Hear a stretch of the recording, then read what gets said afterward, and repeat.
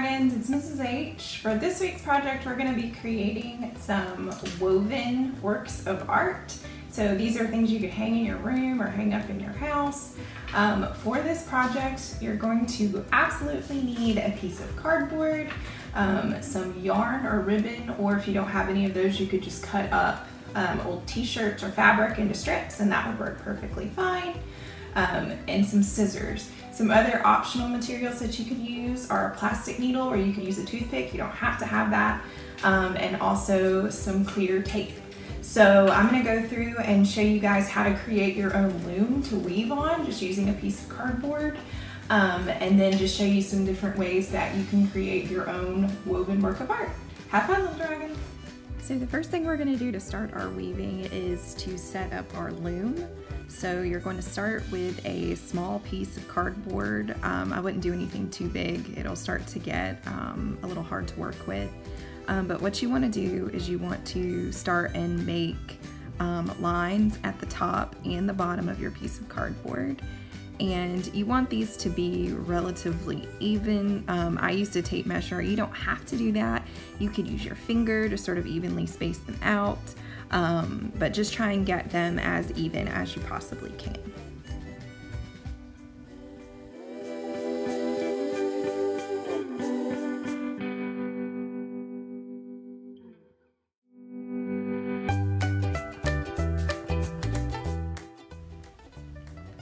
So once you've drawn your lines, you're going to use your scissors and you're going to cut right on those lines we made as a guide.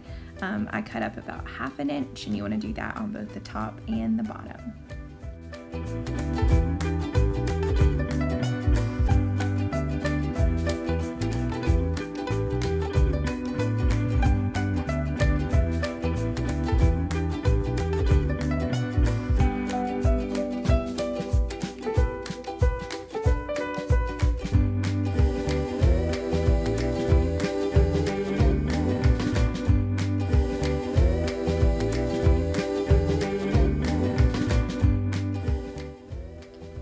So the next thing we're going to do is we're going to set up our loom for weaving.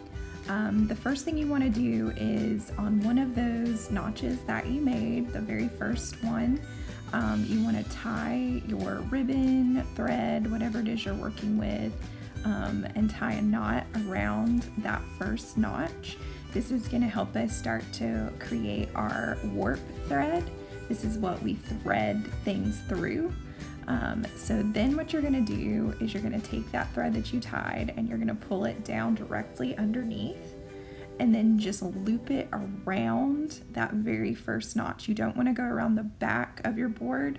All you're doing is actually going around that little flap or notch that you cut into your cardboard. You want to continue this process all the way until you get to the other side of your loom.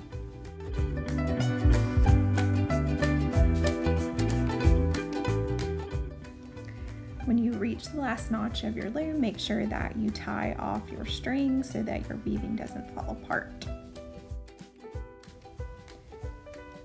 The next step is actually to begin the weaving process. For this, I used a plastic needle, but if you don't have one, you could also use a toothpick, or you can just pull these through with your hands. So what you're gonna start doing is you're actually gonna start creating a pattern. You're gonna go under one string, over the other, under one string, and over the other. So I just repeat that in my head, over, under, over, under.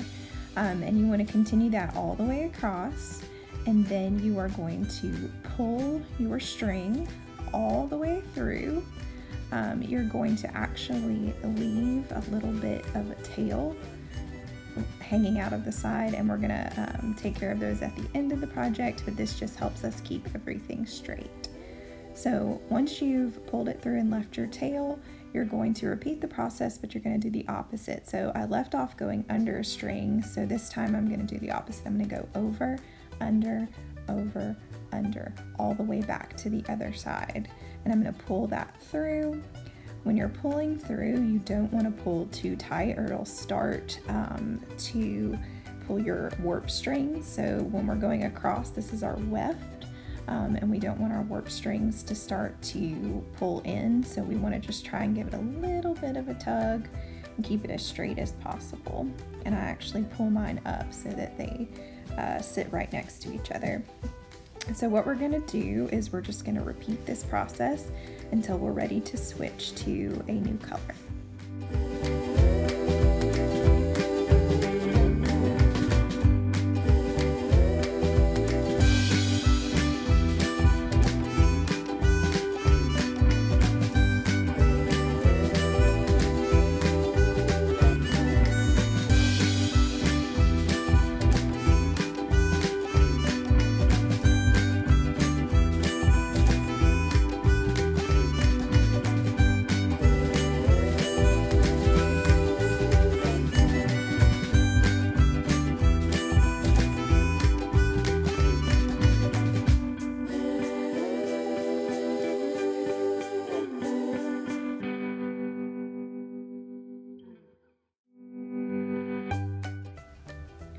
Once I've decided to switch colors, I'm actually going to cut my string. I'm going to leave a little bit of a tail yet again, and then I'm going to switch to my next color. Now I want to make sure that I'm doing the opposite, so I left off over the string, so I'm going to start out under, and I'm just going to continue that process using my new color and my new ribbon.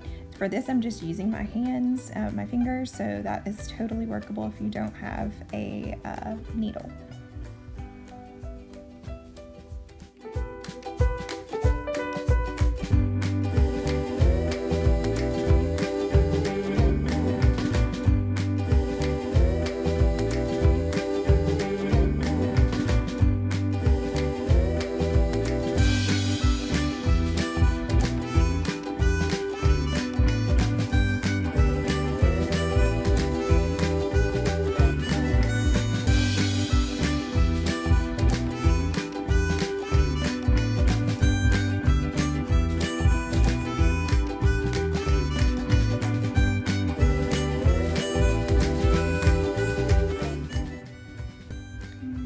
You can repeat this process as many times as you'd like to, depending on how many colors you would like to have in your weaving.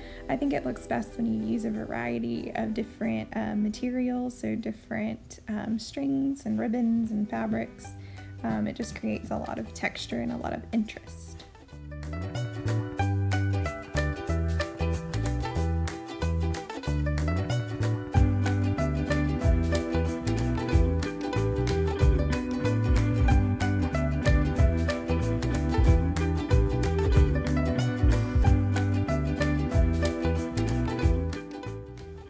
So once you've completed your weaving, we're going to take it off of the loom. You can use a popsicle stick or a dowel. I just grabbed a stick from my backyard. You're going to remove the first loop from the top and just start to feed your stick through those loops. This is just going to keep our weaving from falling apart. It's also something you can use to hang your weaving when you're done. So like I said, I'm just pulling those loops off of those top notches of my loom, and I'm just feeding them through one at a time carefully so that they will stay attached.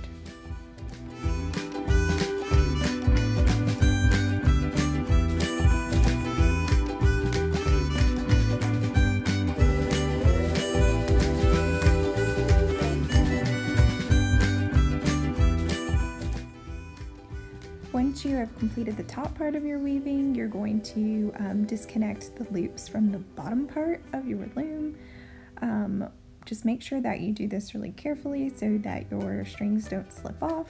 And then you want to secure those in some way. So all I did was I just kind of knotted mine together.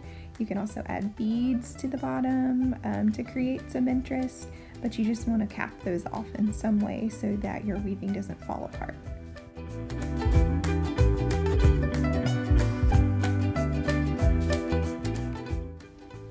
So the next thing we're going to do is we're going to trim down those tails that we left on the sides of our weaving. I just cut them a little bit shorter because what I'm going to do is I'm going to flip my weaving over, and I'm actually just going to tape these to the back of it so that they're hidden. Some people actually weave them back through, but I found that this is just a quicker and an easier way to get rid of them. So weaving is really just sort of a trial and error process. It might take you a few tries to kind of get your groove, but it can be really fun, and it's a way to really use some different fabrics and materials creatively. I cannot wait to see what you guys make. If you do a weaving and you post it on social media, make sure that you hashtag it Art with Mrs. H, or you can send it to me through email, ahartelust@colliervilleschools.org.